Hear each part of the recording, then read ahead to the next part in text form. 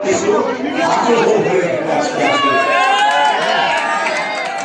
সবাইকে জানাই আমার সালাম এবং শুভেচ্ছা। আসসালামু আলাইকুম। সময় যেহেতু খুব কম, আমাদের সময় হয়ে আসছে, আমি আজকে কোনো উত্তেজনাকর রাজনৈতিক বক্তব্য দিতে আসি নাই। আমি আজকে কারো সমালোচনা করতে আসি নাই। আমি আজকে কারো বিরুদ্ধে কোন ধরনের উস্কানিমূলক কথা বলতে আসি নাই। আমি আমার বাপ-দাদার ভিটাবাড়ি হাবিবুল্লাহনগর ইউনিয়নে আসছি আপনাদের কাছে।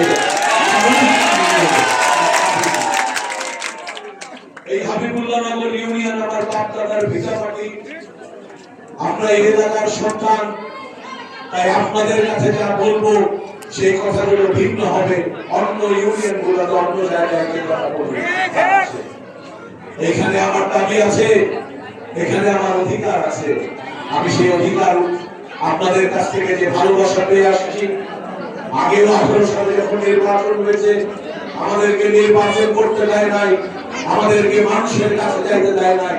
তারপর লুকাই লুকাইয়া এই হাবিবুল্লাহনগর ইউনিয়নের মানুষ আমাদের ভালোবাসা দিচ্ছেন, আমাদেরকে নিরাপত্তা দিচ্ছেন, আমাদেরকে আপনারা সাহস দিচ্ছেন।